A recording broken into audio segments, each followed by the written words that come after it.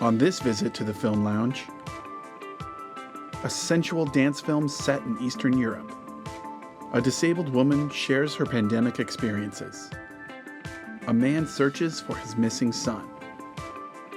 We spotlight a revitalized Des Moines cinema treasure. An immigrant family shares their harrowing story. And a multi-layered music video about a failing relationship. Grab your popcorn, the curtain's about to lift at the Film Lounge. Funding for this program was provided by Friends, the Iowa PBS Foundation, as well as generations of families and friends who feel passionate about the programs they watch on Iowa PBS. The Film Lounge is produced in partnership with the Iowa Arts Council and Produce Iowa.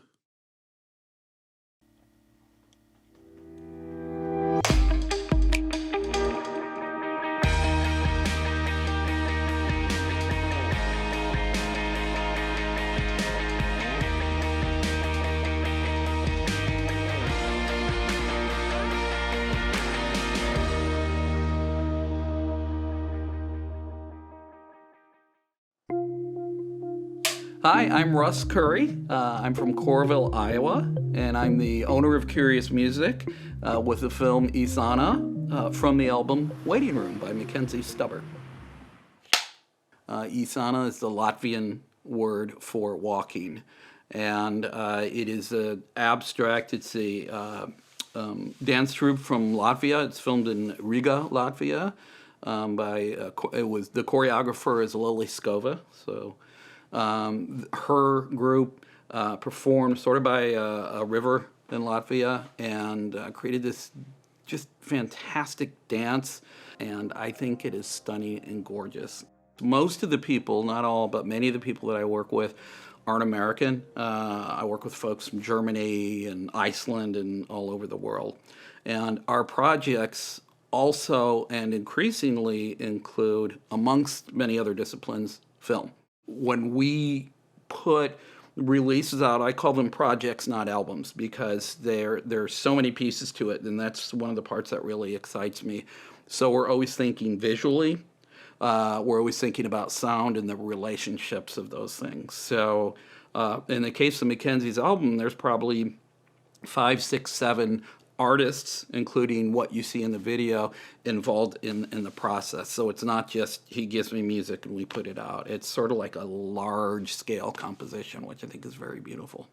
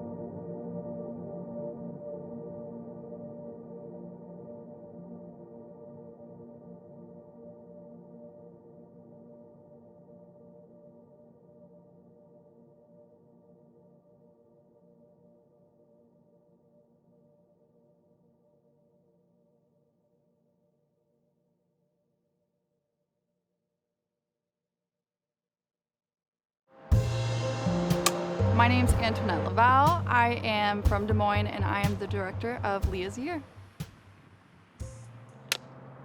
So Leah's Year is a short documentary. It features my friend Leah, and it basically is just her reflecting on the past 2 years during the pandemic. Yeah, it's just her little reflection of kind of before, during, and after kind of what she went through. Obviously, the past 2 years, life looked very different for a lot of different people. We weren't able to hang out as much. Really, we weren't able to see each other at all. So we kind of had a little reunion outside and just talked about what she had kind of gone through. I wanted to create something that wasn't my own story and just get an idea or get a different point of view of what was happening these past 2 years. So Leah's always been so cool and resilient, and I just chose her. The film was made like within an hour or two. We shot some at her apartment, we shot some here downtown Des Moines. We really took about an hour or two and just kind of knocked it out. I kind of followed her around documentary style. There's a moment that, yeah, your heart just kind of drops into your stomach and you're just like, you know, this is obviously something that I haven't had to deal with. And so hearing her perspective on everything, I mean, it kind of floored me. And I kind of had a personal dilemma about, because I edit it as well, and I was thinking, what's the overall tone of this? Is this going to be uplifting, sort of hopeful sort of tone? Or are we, because it got pretty dark there in a couple spots, and I left some of that out, because in the end, I wanted it to be kind of this resiliency of Leah to shine through. But yeah, it was tough. There were some tough things that, and as her friend, you know, it makes me even sadder to hear. But yeah, I think overall we kind of got a nice balance of hopefulness, but then some real truth to what she's been experiencing as well. Normally, if I'm like out doing stuff in nature, it sucks because the wheelchair sucks. But at the Botanical Center, I can enjoy plants without, you know? So that's like great.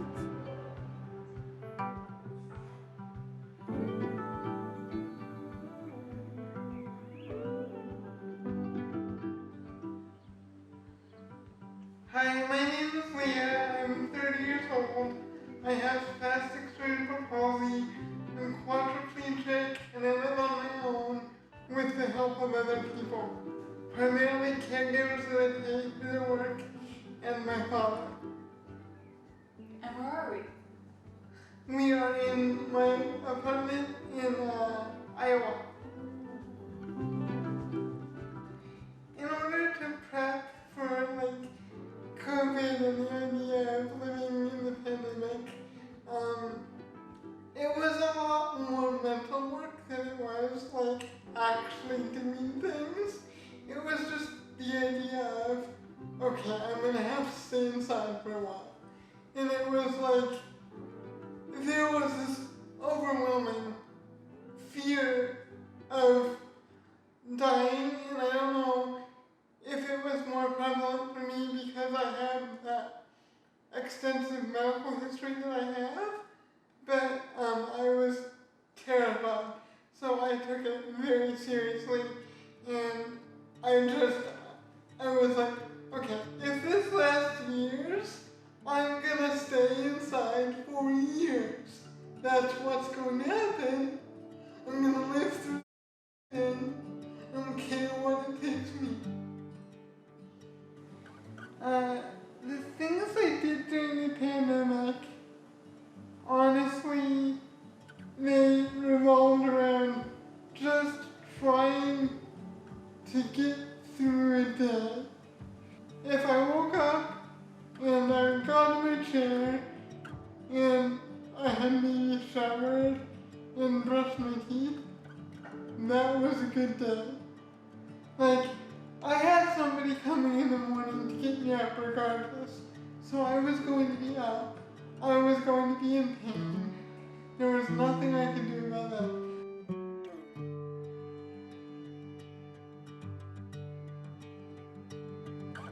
in order to do those things, I would lean really heavily on like manga and anime.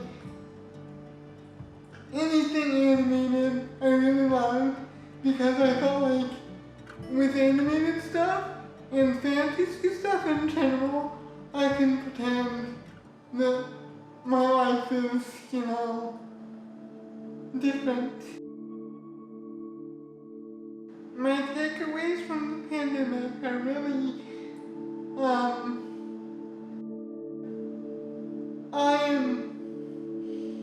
not valued. I'm not.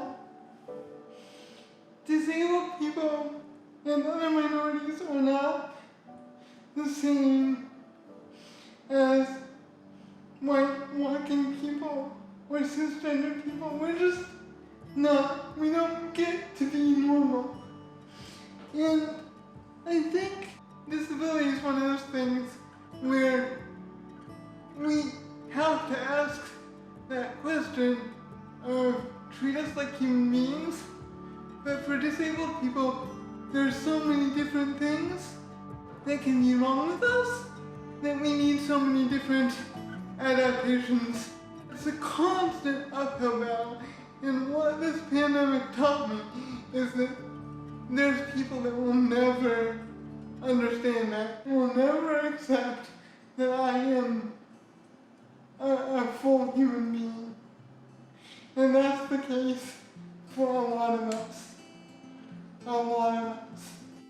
When I was approaching the end of the pandemic, and I was thinking about things I really wanted to do, personally, all I really wanted to do was do normal things, like go to the museum, go to the park, maybe go out to eat, just be around people without fear.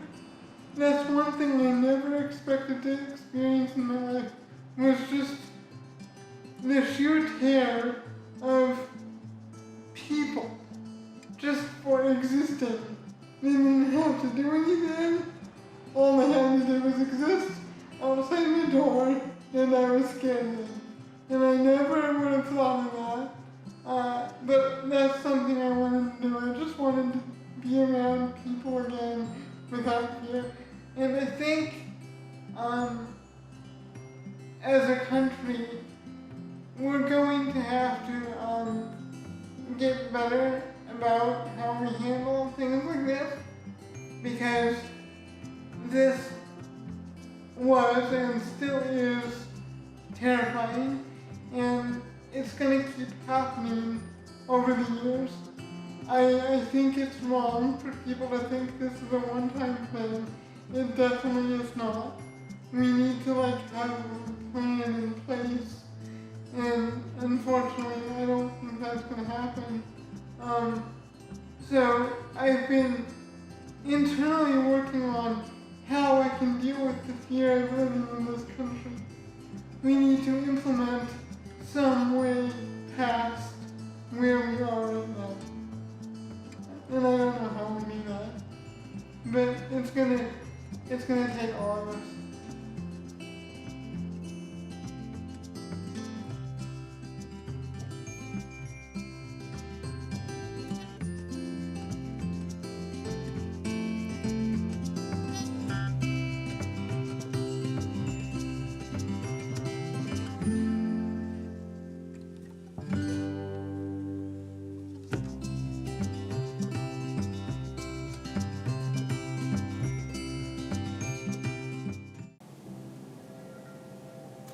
Hello, my name is Michael Minard. I am from Waterloo, Iowa, and I am the director of From the Void.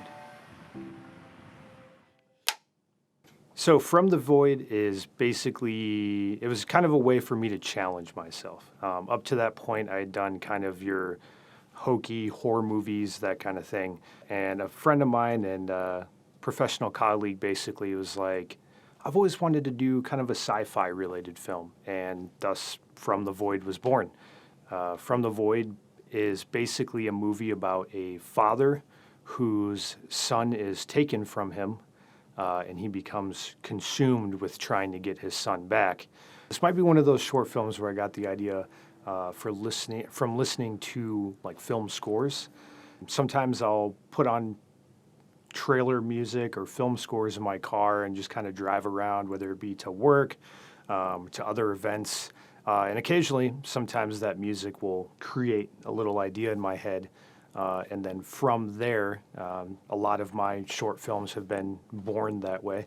And if I remember right, I'm pretty sure From the Void was one of those films that was born from listening to just movie soundtracks in my car. The way I always write my films is with the first and foremost thing in mind of, can I achieve this? I never write a film that has like a massive Hollywood budget because I know as an independent filmmaker living in Waterloo, Iowa, that I don't have the funds to do those kinds of films.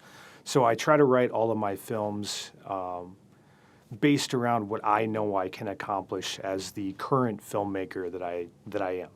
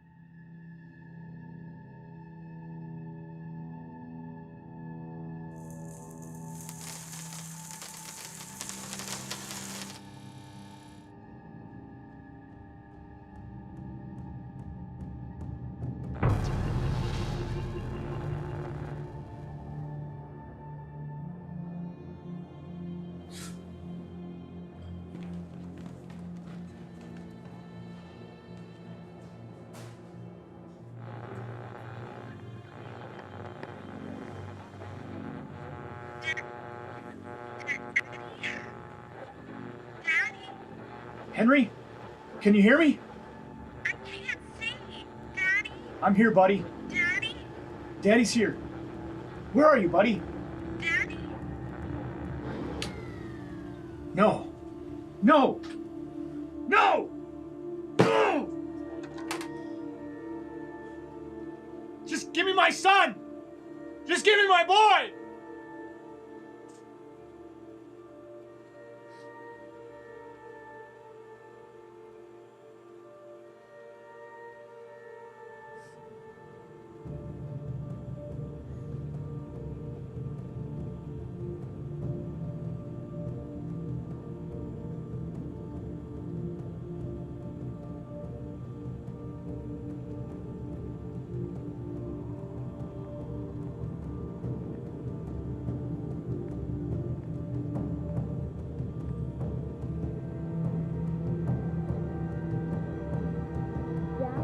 Henry!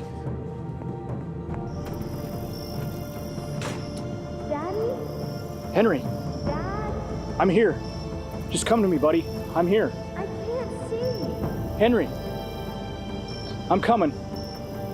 Daddy? Henry, Daddy's coming to get you. I can't see, Daddy. I'm coming. Just reach for my hand. That's it. I can't see. I'm coming. I'm here, buddy. Daddy?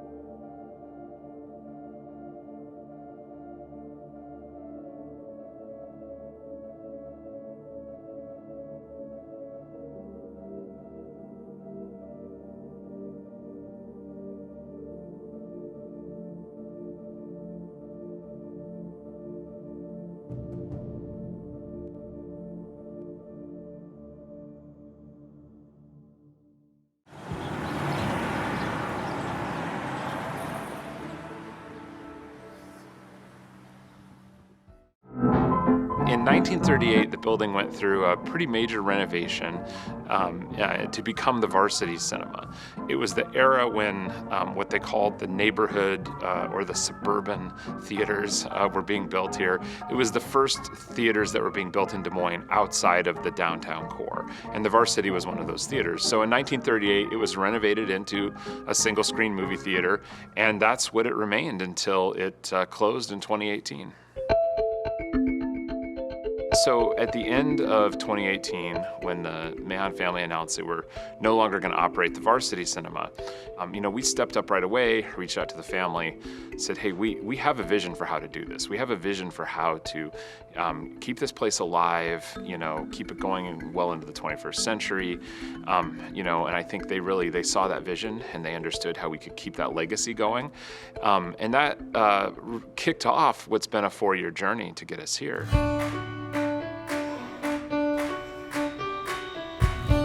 So, we essentially started this project with $0 and 0 cents, basically, right?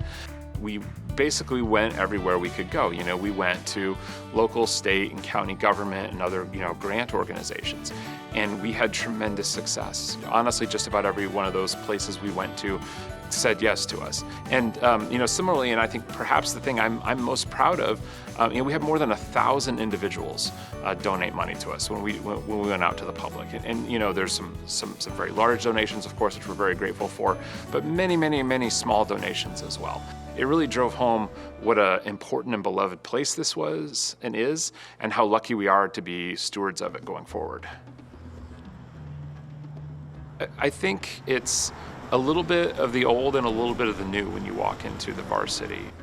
as you walk through those glass doors, you step onto this really beautiful terrazzo that we were able to kind of uncover and polish up.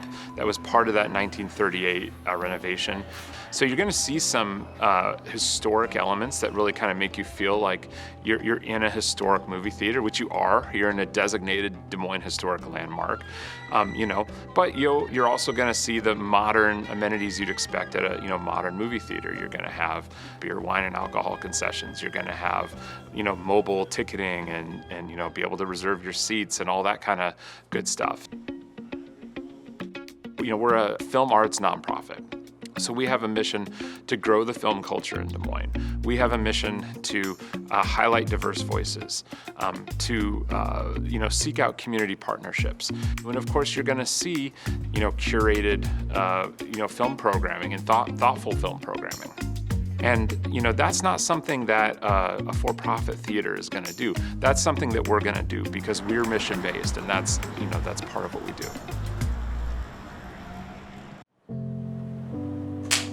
Hello, my name is Matthew Williams. I'm from Dubuque, Iowa, and I'm one of the producers of the film El Principe Azul. Hello, my name is Juan Luna.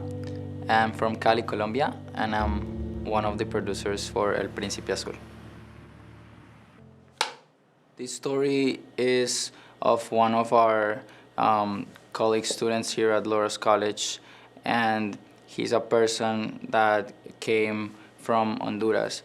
So him and his family had to jump through a lot of hoops and had a really tough time, but it's just a little bit story about perseverance and having to overcome difficulties. And so Diego is on the men's soccer team at Loras, and I'm a member of the soccer team. And through a friend of Diego, I'd kind of heard about this amazing story he had and this crazy background he had. And there had been a couple articles in the local newspaper written about that story. And I really just wanted to, kind of dive deeper into that story and tell that story, but tell it responsibly. And, just make the campus and the larger community aware of stories like Diego's.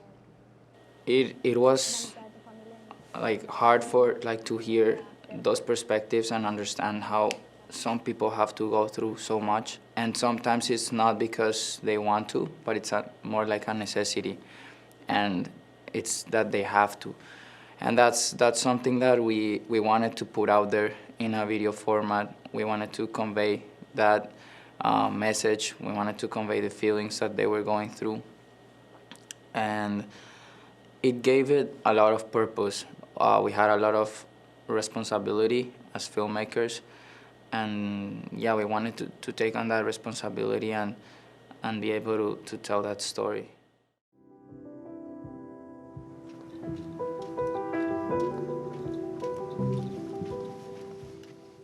Diego es un muchacho muy especial. Mi hermano Diego, pues, creo que sin Diego yo no puedo vivir.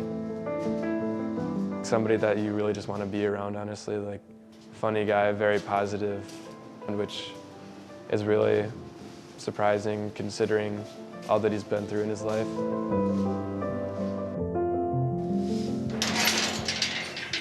I was shocked and pulled back that someone could go through that and still could find joy in the little things. Yo no tengo palabras cómo describir cómo ha sido Diego y las cosas que me ha tocado vivir con él.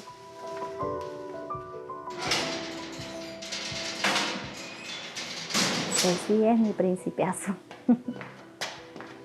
Sí.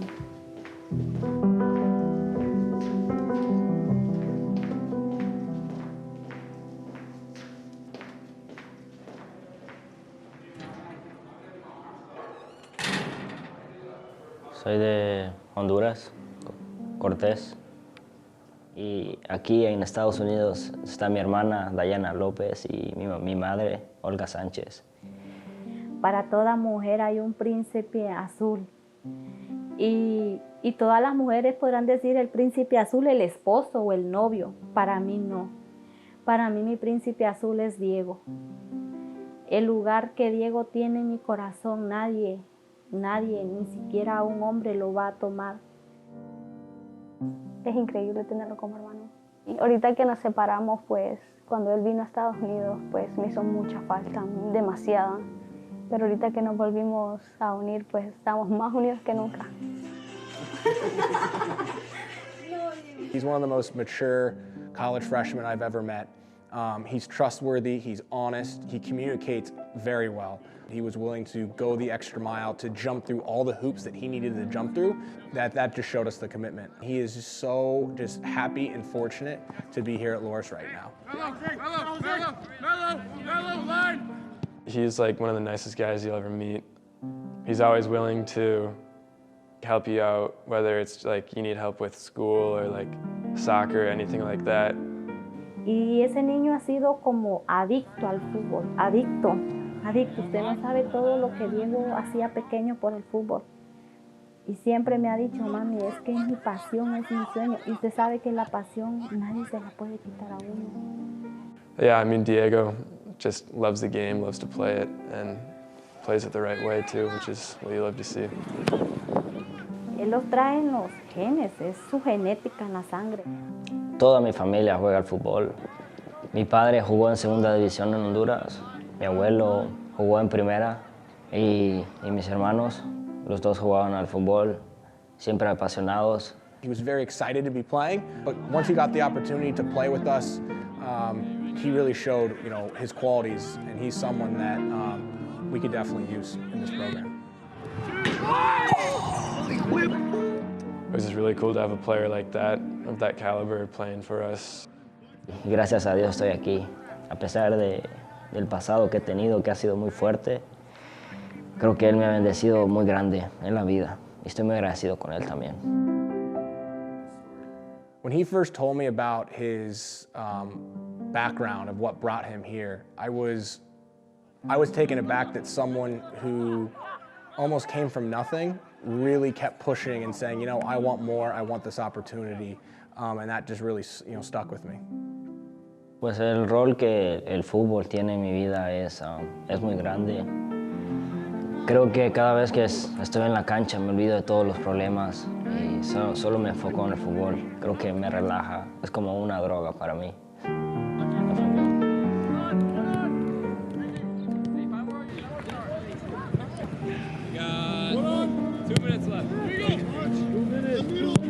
En Honduras está mi papá, Ernesto López, y mi hermano pequeño de 6 años, Brian López. No es fácil tener la mitad de tu familia en otro lado del mundo, que no sea cerca, y sí los extraño mucho. Yo sé que en el fondo hay tristeza, porque no es lo mismo tener la familia unida. No es lo mismo que le estén diciendo al oído, te quiero, haz esto, a tenerlo cerca y que le dé un abrazo. Y cada día le pido a Dios que los guarde y que no les pase nada malo, porque sé que Honduras es un país muy peligroso y los extraño demasiado. A veces quisiera estar ahí con ellos. Pero ha sido el camino que me ha tocado caminar con ellos. Y nos toca seguir adelante.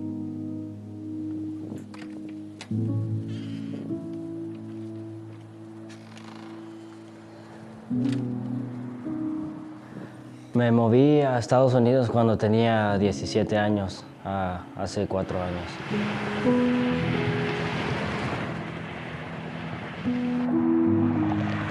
Es un país muy diferente. Es un país muy grande, lleno de oportunidades, mejor que Honduras, y sí me siento totalmente seguro aquí. Violence and corruption are some of the main reasons that families continue to make the treacherous trek to our southern border. But what happens when the root causes of these conditions are Honduras es un país muy bonito, pero a las personas hay mucha delincuencia, muchas pandillas, y son por ciertas razones que nuestro país es muy peligroso. Por las personas que viven ahí. A veces me duele ser de allá, les soy honesta. preferiría México, Guatemala, Salvador, pero no de Honduras. Es vergonzoso el país donde uno viene porque no hay leyes. Hay un presidente miserable que no vela por el pueblo, que no tiene ningún interés en el país, por hacer algo bueno. En una sola palabra, miedo. La palabra miedo, porque no era seguro, no estás bien protegido y sí, la palabra miedo.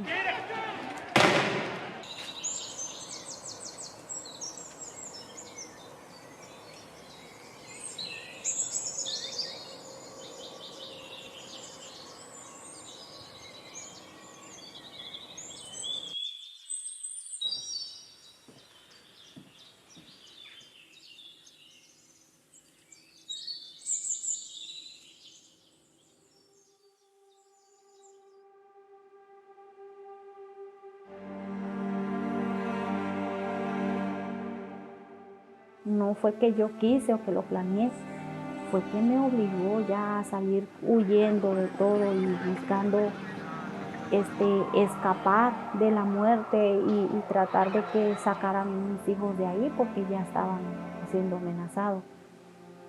No sé si Diego te habló, pero Diego se vino por él mismo. Yo también me vine por yo sola.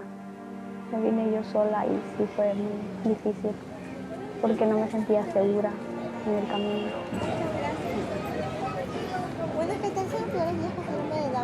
Estaba en mi país y las pandillas querían que yo perteneciera a su grupo, pero yo dije que no. Entonces ellos me dieron dos opciones, pertenecer o morir.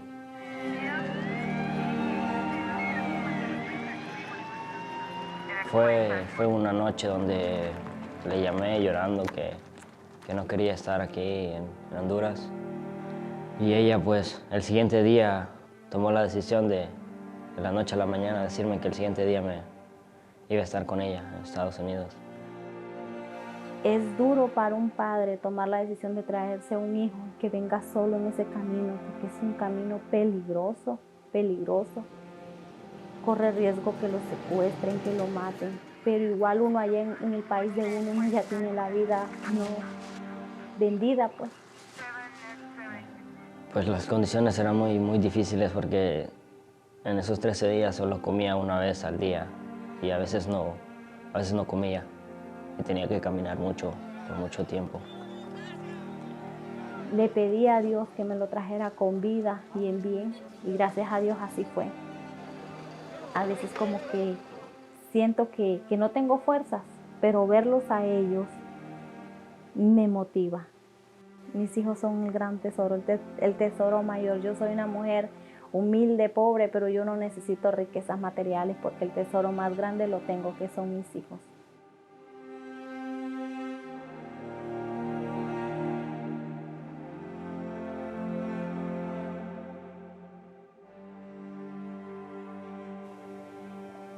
Mi hermano, otro Brian, que murió hace 7 años, que hoy, 19 de noviembre, está cumpliendo años.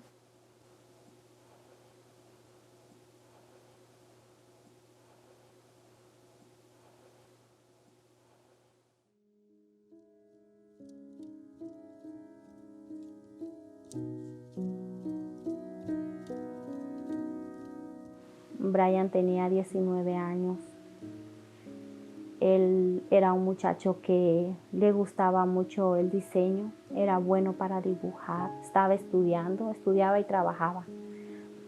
Y a él, porque no quiso participar en las pandillas, los mareros lo bajaron del autobús del colegio donde venía y se lo llevaron. Y fue algo que hasta ahora yo no lo he podido superar. Era muy cerca de Dios, pero creo que la muerte de mi hermano me alejó un poquito de Dios. Yo trato de ser fuerte y de sonreír en frente de mis hijos, pero siendo honesta, en las noches, a solas, yo lloro. Pues fue un sábado donde supuestamente él iba a una fiesta y no apareció el sábado y el domingo y estábamos muy preocupados por él. Entonces mi madre decidió ir a buscarlo. Fuimos a la policía y nadie nos dio respuestas acerca de mi hermano. Luego fuimos al hospital y no encontramos respuestas. Y eso fue el lunes por la mañana. Luego mi madre estaba muy preocupada porque mi hermano no aparecía durante 3 días. Luego el martes por la mañana mi madre quiso ir a la morgue, donde están las personas que mueren. Y lamentablemente ella encontró el cuerpo de mi hermano ahí. Y no me querían decir que mi hermano estaba ahí y estaba muerto, sino que me llegué a enterar por medio de una prima que fue a nuestra casa y dijo, y eso sentí que el corazón, me entraron un cuchillo en el corazón. Fue muy duro, incluso hasta hoy creo que fue la noticia más dura que he recibido en mi vida.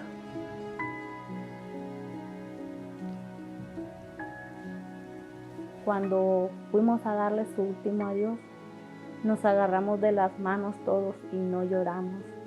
No lloramos, lo dejamos ir con una sonrisa, pero nuestro corazón estaba partido en 1000 pedazos. Y yo le digo a veces a hijo, porque yo hablo con él y tengo la esperanza que me escucha. Y yo le digo, hijo, no es fácil, yo te doy sonrisas, pero con lágrimas, porque es duro para mí. Es duro, a veces quisiera verlo, aunque sea por un segundo, y darle un abrazo. Él era especial.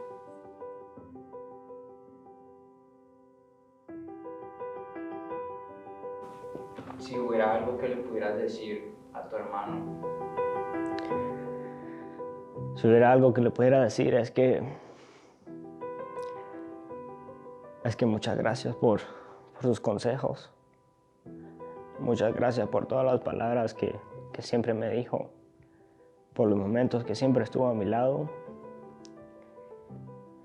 y pedirle perdón por hacerlo enojar siempre. Sí. Él era mi rey. Yo le decía a él, tú eres mi rey, porque eres todo para mí, eres mi hombre, eres... Y ya que él se fue, pues ya quedó mi príncipe azul. Él era una gran persona.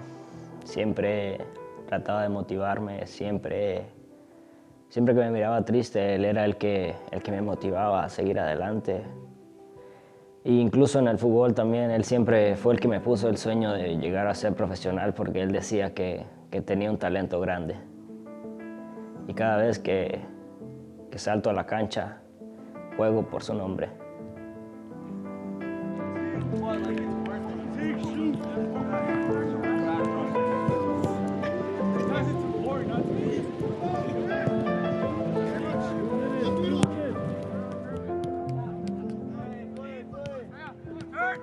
Trae un sueño grande y yo sé y siento en mi corazón que lo va a llegar a lograr, porque es muy perseverante. No tengo que describirlos. Él quiere ser jugador profesional, y yo lo apoyo. Pues llegué con un sueño, poder llegar y poder jugar profesionalmente. Y pues todavía tengo ese sueño en mi mente y pues primeramente Dios creo lo voy a cumplir. The work that is required to play professionally has to start with a passion and a burning desire from within. And that's definitely something that if Diego's goal is to play professionally, he has the internal drive and passion and work ethic to get better every single day. Siempre cada partido pienso en él y siento que donde están los aficionados, él está ahí viéndome jugar, o está en el cielo viéndome jugar. Y también en mi vida cotidiana, siento que él también es una motivación para mí. Creo que una de las bendiciones más grandes que Dios me dio fue haber llegado a Estados Unidos y estar en una gran universidad, jugar al fútbol y estar seguro, tener una vida segura, tener una vida diferente. Y creo que sí, él está orgulloso por la persona que soy hoy. La familia lo admira a él. Es un joven muy valiente.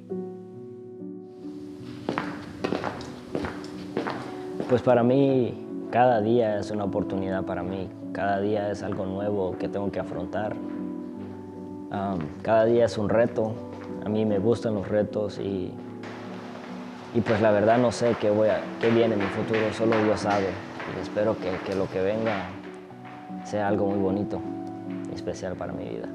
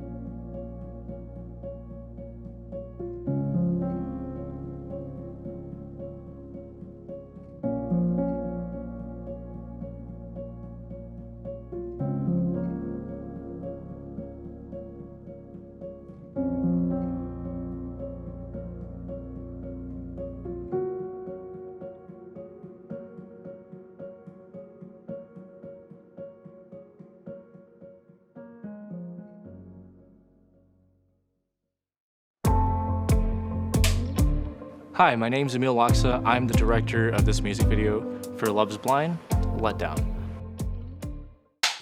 I would describe this music video as a film within a film within a film. It's a music video with narrative elements, and it ties really closely into the lyrics. I really wanted to make sure that the band was involved with the process, so they pitched this idea of having their friends watch this relationship happen in front of them, and you know, the roles that they play, like, you know what happens in a friend group when people date, people get their heart broken, and it's in this music video. I had to make a music video on the second day before we could even shoot the main content. In the performance sections, there's a projector that plays these memories of the past relationship. So what that entailed is our first day, we had to go shoot all of this B-roll and all of these like happy, sad, angry moments with the couple. Brendan, the lead singer, and then Addie was our actress. And I immediately had to pull all those dailies, edit to the song itself, and film burns start to happen. And you know, that's kind of like the memory degrading a bit, and then blanks within the actual like projector video. That's either a memory that the character has chosen to ignore, has repressed, and then those become more frequent in the movie, you know, in that. And the lines between which layer of the video we're in get blurred as it goes on to kind of represent, like, all of a sudden, are you a participant? Are you an observer in the events that are happening right now? And it really makes you question how that interplays with those relationships in your own life.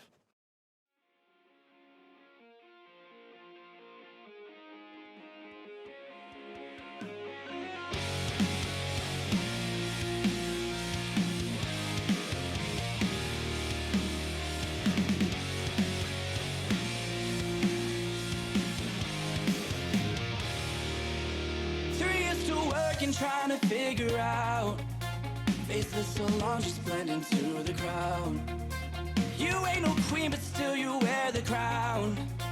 Unless I know that is burning out. Blame it on the jealousy, tell me you're a wreck. Blame it on these demons that keep pushing on my chest. Nah, babe, I told you everything, don't turn around. You were the only one who let me down. Down, baby, turn it up now. Cause I've been far away for way too long. I've been up, down, baby, keep it up now. Cause I've been far away, so blame it on the jealousy. Tell me you're a wreck. Blame it on these demons that keep pushing on my chest. Nah, babe, I told you everything, don't turn around. You were the the only one who let me down.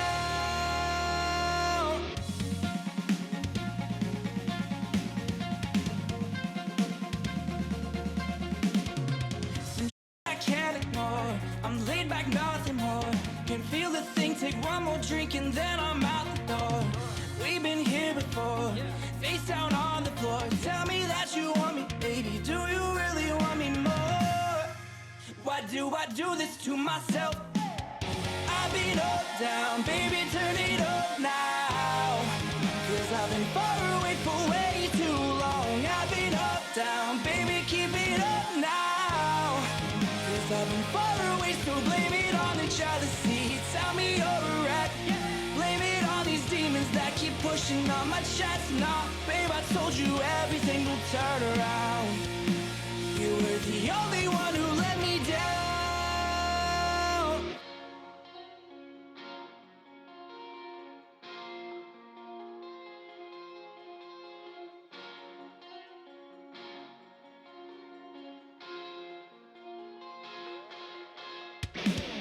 I've been here before, lying face down on the floor. Tell me that you want me, baby, do you really want me though? We've been here before, lying face down on the floor. Tell me that you want me, baby, do you really want me though? I've been up, down, baby, turn it up now. Cause I've been far away for way too long. I've been up, down, baby, keep it up now. Cause I've been far away, so blame it on the jealousy. Tell me you're a wreck. Blame it on these demons that keep pushing on my chest. Nah, babe, I told you everything would turn around. You were the only one who let me down.